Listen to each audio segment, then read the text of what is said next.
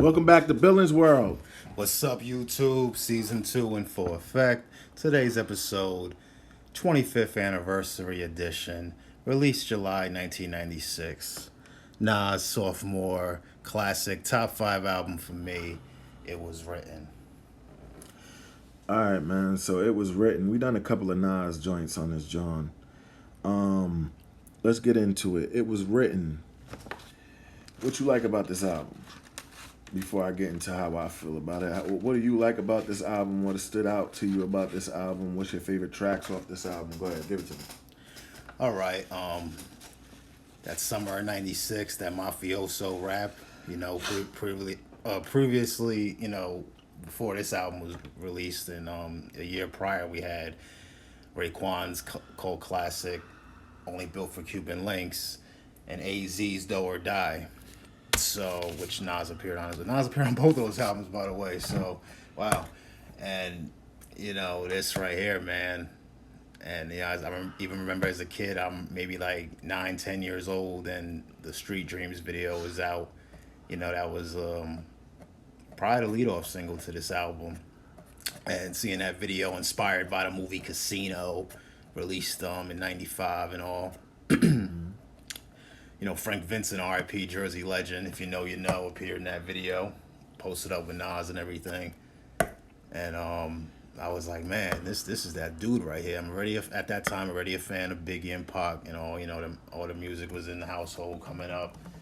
But I'm like, wow, this dude is cool as hell, man. The suit, the shades, all that shit. And I was like, man, like, even though I already done heard his debut album, Illmatic, but I was like, it was written solidified, like, oh, this is my idol here. I'm a fan. This is my favorite rapper right here, and to get old, as I got older, matured, and to hear the album an adult perspective and understanding lyrics more, production, and he brought it, man. Took no prisoners on here, and it's a more shinier album than Illmatic, which Illmatic is more of a grimier album. And check out that video too, season 1 Illmatic episode. But 25th anniversary right here, man. Of it was written to make it real competitive too at that time. When that's why I really loved the year of '96, and it's a top 5 album for me. Probably my favorite Nas album. Just slightly surpassing Illmatic. Wow, wow, Yeah, wow, I said it. wow. Hit that like button, share, subscribe. I can't, QB. I can't agree with that, bro. But it's how you feel, bro. I can't agree with that. Yes. Well, my partner here, man, let him know, man. It was written. It's not. To me, it's not better than Illmatic. It's one of those good albums from Nas. Like, it's one of those ones that you pick. Like, it's definitely still a classic. It's a 7. But the beats, it was the beats for me. I'm not too big on the beat selection for this album. Like, it's not one of those albums that you go back and keep on. At least not for me. Okay. Keep on listening to over and over again, other than certain key songs on that Black Girl Lost, If I Rule the World, and you mentioned one of the songs earlier. I forgot the name of it. Damn, I forgot the name of it. But anyway, Street Dreams? Or? Street Dreams. Street Dreams. Yes. It's just, I don't know, man. The beats just weren't it for me. Hey, man, I love mafioso rap. That's why this album worked for me as well. A nice melting pot of production. We had, heavy with the track masters on here, but we also have DJ Premier, LES, Havoc,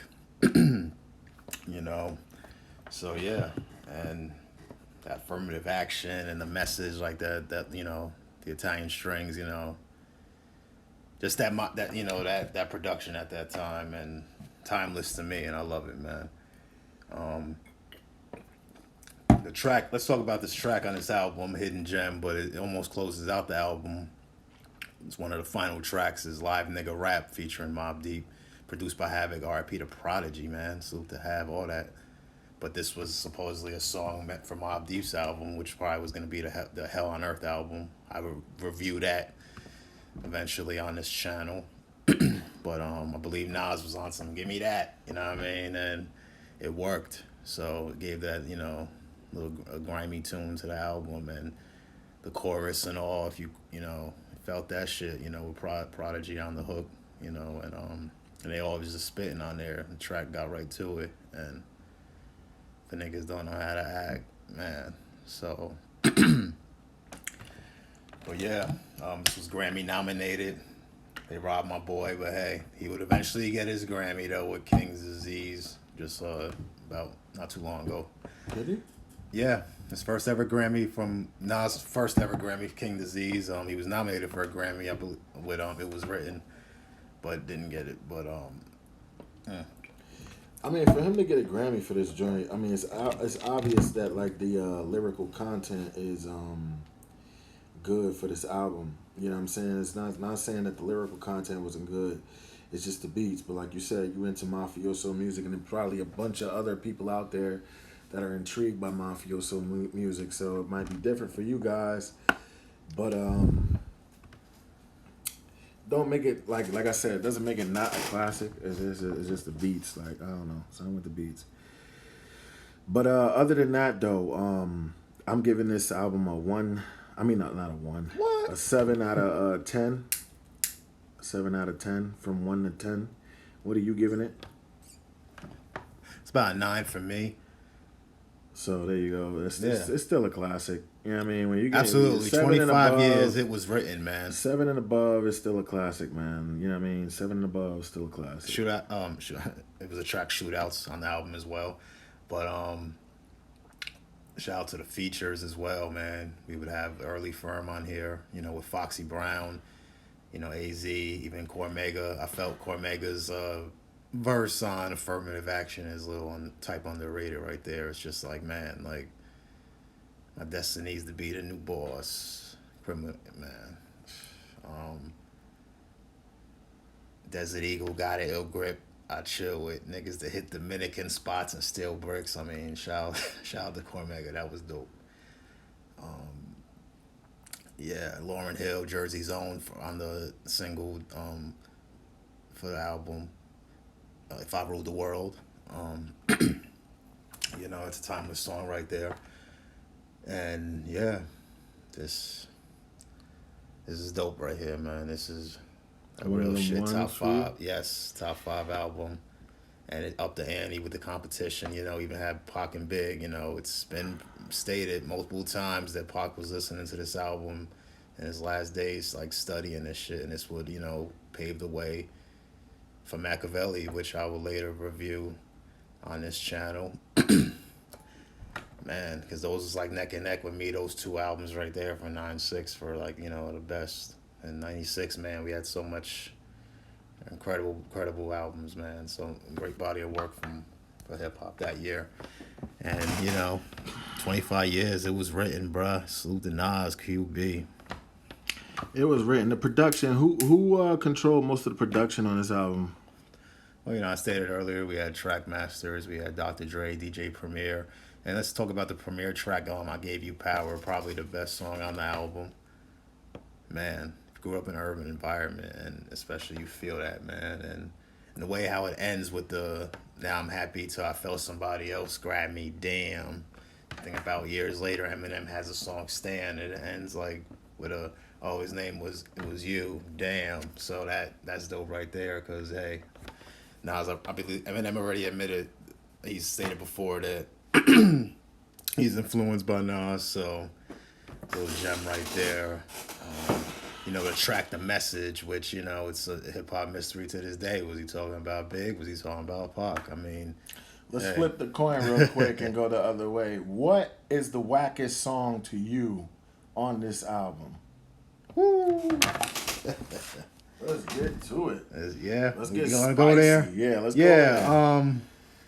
Hey, I'm not gonna say whack, but like we still giving you your flowers, G. I just want to see something. No disrespect to Nas. Probably a song that I probably don't listen as much. Yeah, let's not say whack. Yeah. What? No disrespect to the King Nas.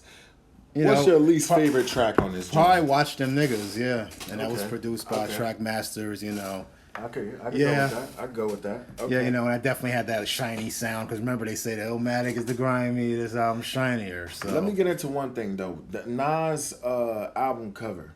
The album covers to me were classic. Like how he went from the baby phase to the king phase, and I think he went to the pharaoh face on another one. To me, that shit was classic shit. Like that's it's simple. yeah, simple, but it it's freaking it classic. did it, and it worked, man. I loved it, man. I still do, The man. cover art on the albums for Nas are always good. You know what I'm saying? My favorite song off of this joint probably would be it's a toss up between Black Girl Lost and If I Ruled the World. Okay. My least favorite track would be the same one you just mentioned. Yeah, watch them niggas. Yeah, watch them featuring niggas. Foxy. That's I got no also- disrespect to yeah. Foxy either. It's not because it's Foxy. Yeah, it's not because of Foxy. Man. because Foxy, you know, remember Foxy closed out affirmative action, man, and that, you know, where the beat just keeps going, and you know, Trackmasters murked that, man. And we got Take It in Blood too, a solo track by Nas on here, and man, so he showed his IS pause on that song. Take It in Blood is an extreme title. Like just like Get It Back in Blood from your boy Pooh Shiesty. That's extreme. Yeah. Shout out to the Kings though, free Pooh Shiesty. You know. So yeah, like, comment, subscribe. What do you think? It was written a top 5 album? It's the 25. classic. Oh, we didn't get that. You know, you did say classic, right? Absolutely, or 9. 9 out of 10 for me. So, guys, in the comment area, classic, tragic. You guys could also shoot us some ideas if you want us to talk about certain albums. Yes. Please feel free to drop them down in the comment area.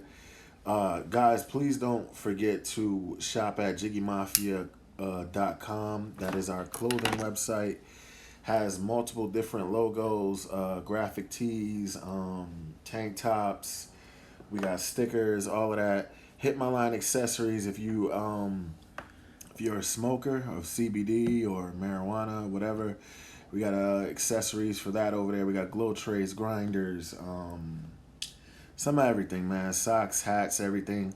And we got some Billins World merch coming soon. So please, please, please keep out on the lookout for that. Yes. All your musicians, AIRTIMEMUSICLLC.com. Me, myself, I've dropped a couple of songs, and we're dropping a couple of albums in the summer. Look out for that. Billin, anything else you want to say? Hey, man, like, comment, subscribe. You already done heard the Hit My Line, Jiggy Mafia, Airtime Music. Salute to Nas, man. 25 years. It was written. Hey. Word. Hit My Line, accessories.com, jiggymafia.com, airtimemusicllc.com, and go check out my homies' website, airtimemusicatm.com. That's the clothing website for the record label. Yes. Thank you, guys. We'll see you next weekend.